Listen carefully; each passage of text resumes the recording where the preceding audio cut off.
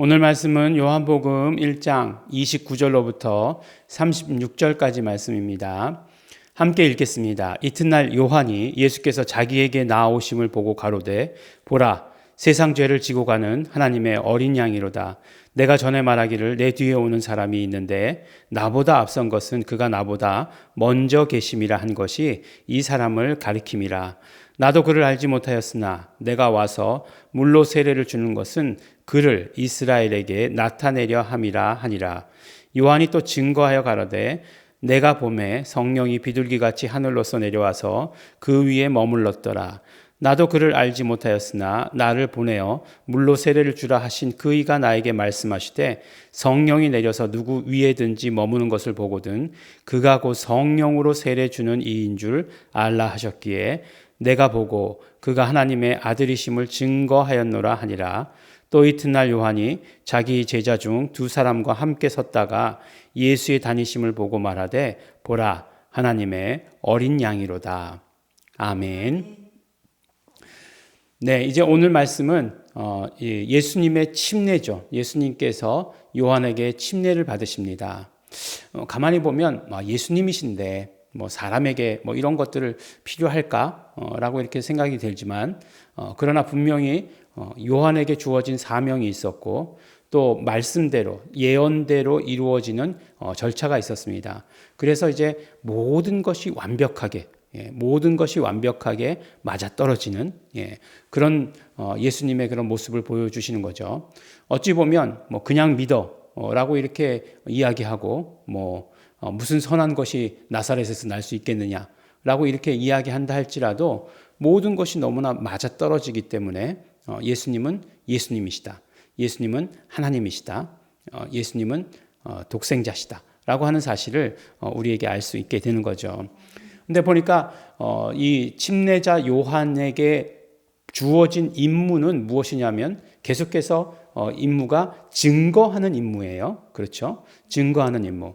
그리고 오늘 말씀 가운데 또 한 가지를 발견한다면 드러내는 거죠. 그러니까 증거하고 마찬가지죠. 드러내는 것도 증거하는 것의 하나다라고 이렇게 얘기할 수 있겠죠. 근데 무엇을 증거했는가라고 하는 것이 굉장히 중요하겠죠. 우리가 증거라고 얘기할 때 많은 사람들이 생각하기를 간증이라고 이렇게 생각합니다. 그렇죠. 우리의 간증이 증거의 가장 중요한 그리고 가장 효과적인 그런 방법이 될 수 있을 거예요. 그렇지 않겠습니까? 내가 정말 죄인이었는데 예수 이름으로 용서받고 나는 천국 가게 되었어 라고 이렇게 이야기하는 것들. 나는 정말 여러 가지 병이 있었는데 예수 이름으로 치료받았어 라고 하는 것들. 이런 개인적인 간증이죠. 개인적인 간증. 그래서 예수 그리스도가 하신 일들을 드러냅니다. 근데 사실은 이렇게 보면 내가 경험한 예수를 증거하는 거예요. 네, 그렇죠. 내가 경험한 예수를 증거하는 거예요. 그러니까 그것이 결국에는 중요하지만 그러나 또 예수가 누구이신지 말하는 데 대해서는 약간의 부족함이 있는 거죠. 그러니까 예수가 누구이신지 말하는 것은 결국 그 경험들이 다 모여서 다 하나가 되어야 예수가 누구이신지를 말할 수 있는 거예요. 근데 그 표본이 얼만큼 될까요? 한국 사람만 다 모으면 될까요? 안 될 것 같아요. 네. 전 세계 사람 다 모으면 될까요? 그래도 안 될 거예요. 전 세계 사람과 지금까지 역사상의 모든 사람을 다 모아서 그 경험을 가지고 예수 그리스도가 누구이신지 말할 수 있을까요? 그래도 안 될 것 같아요. 네. 왜냐하면 예수 그리스도가 누구이신가 하는 것은 철저히 하나님으로부터의 계시이기 때문에 그래요. 예수 그리스도가 누구이신지 알 수 있는 것, 예수 그리스도가 누구이신지 밝히고 있는 것은 오직 하나님만이 알고 계시고 하나님만이 밝히셨기 때문에 그래요. 그런데 이 침례자 요한의 증거를 보고 있으면 이 모든 것들 두 가지를 다 말씀하고 있다는 거예요. 무슨 말씀이냐면 예수 그리스도가 누구이신가? 자꾸 어려운 말을 하죠. 예수 그리스도가 예수 그리스도의 본질과 사역 이렇게 얘기하는 거예요. 그러면은 예수 그리스도가 삼위일체 하나님의 한 분으로서의 본질이 무엇인가? 하나님이시다라고 이렇게 얘기하는 거고, 그러나 그분이 구별되는 거죠. 구별되는 거가 맞나? 구분되는 게 맞나? 한국말이 어려워요. 그렇게 되는 것은 무엇이냐 하면 바로 예수 그리스도의 사역이, 독특한 사역이 있으시기 때문에 그렇죠. 그 한 분 하나님이시지만, 삼위가 한 분이시지만 하시는 일이 다르시잖아요. 그러니까 그렇게 다르시죠. 다르시지만 한 분 하나님이시죠. 그러니까 하나님이라는 사실은 같지만 하시는 일은 또 달라요.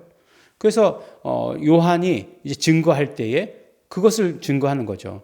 그분은 하나님이시다.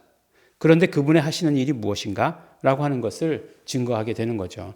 계속해서 내가 보고 그가 하나님이심을, 하나님의 아들이심을 증거하였노라. 하나님이시다. 계속 증거하고 있는 거잖아요. 왜요? 성령이 그 위에 임하시는 것을 보고 침례할 때에, 침례를 거행할 때에 성령이 그 위에 임하시는 것을 보고 하나님의 아들임을 증거했다. 왜 그렇게 증거하게 되었냐? 바로 성령이 임하거든 그분이 바로 성령으로 침례 주실 자이심을 알라 하셨기 때문에 그렇다라고 이렇게 말씀하고 있잖아요. 근데 그분이 오셔서 하시는 일은 무엇이냐?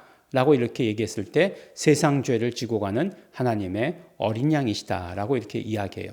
이 이야기가 무엇입니까? 세상 죄를 지고 가는 하나님의 어린 양이다라고 이렇게 얘기해요.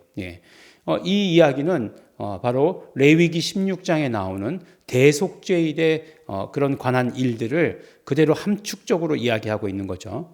대속죄일에 어떤 일이 있어놨느냐? 대속죄일이니까 죄를 용서받는 날이에요. 단 하루, 대제사장이 단 하루 이제 그 성소를 지나서 지성소로 들어가는 그 날이에요. 1년에 단 하루. 그게 바로 대속죄일이에요.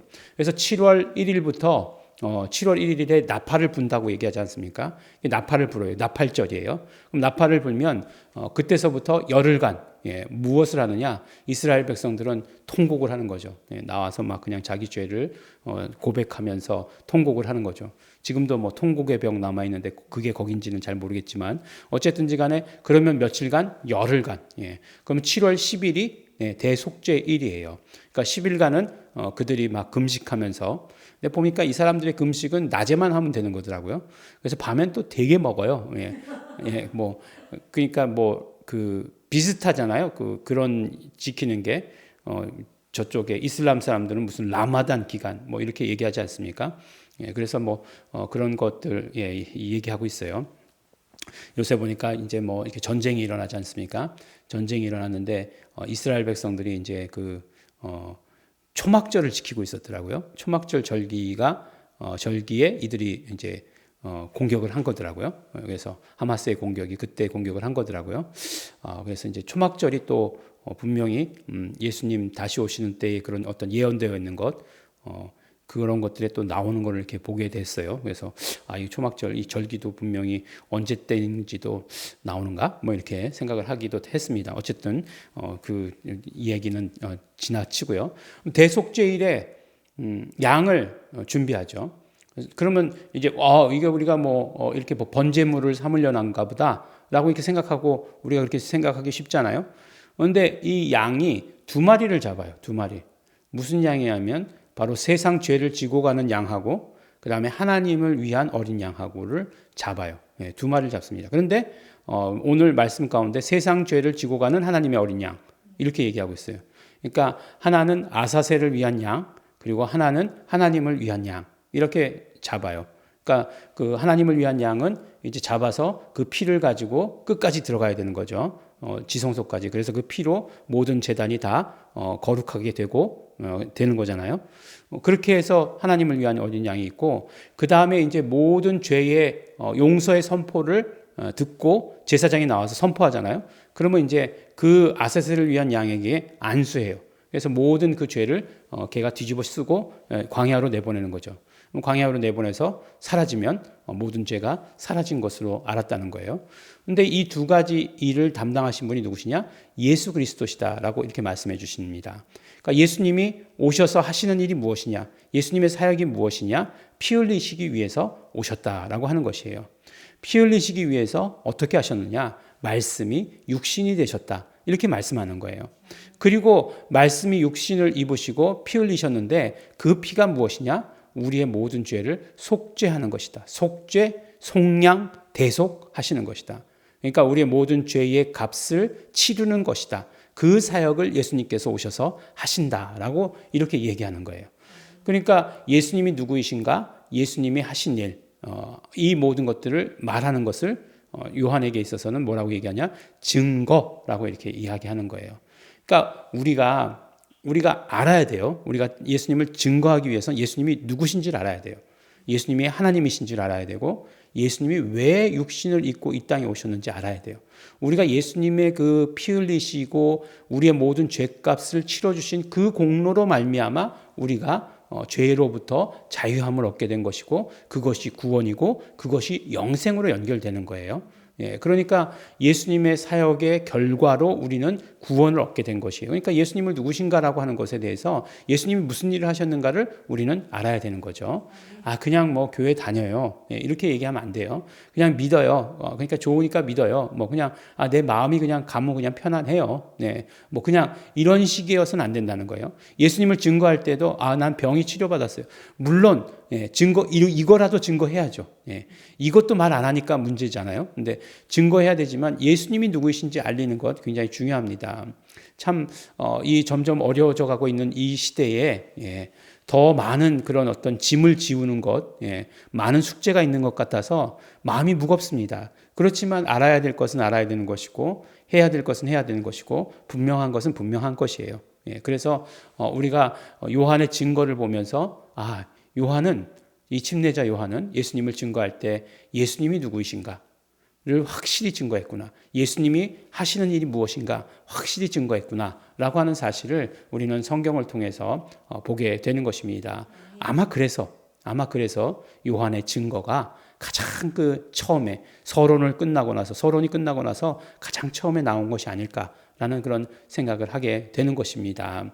우리도 예수님을 증거하는 우리 사람들 돼야 돼요. 예수님을 증거하시는, 예수님이 누구이신지, 예수님 하나님이십니다. 예수님 우리 죄를 용서하시기 위해서, 피 흘리시기 위해서 오셨습니다. 말하는, 증거하시는 성도 여러분 되시기를 예수 이름으로 축원합니다. 기도하겠습니다. 하나님 아버지 감사합니다. 하나님 아버지 우리 증거자 되게 하여 주시옵소서. 예수의 증거자 되게 하여 주시옵소서. 예수가 누구이신지 경험할 뿐만 아니라 예수가 이런 일을 하셨다는 것 말하는 자 될 수 있도록 도와주시옵소서. 성령님 역사하시옵소서. 감사드립니다. 예수님 이름으로 기도드렸습니다. 아멘. 이 시간 그러므로 우리 기도하실 때에 나는 증거자의 삶을 살겠습니다. 나는 정말 요한과 같이 그런 증거하는 자, 예수님이 누구이신지 말하는 자 되겠습니다. 그렇게 선포할 수 있는 자 되기를 소원합니다. 성령님 역사하여 주시옵소서. 다 같이 통성으로 기도하시겠습니다.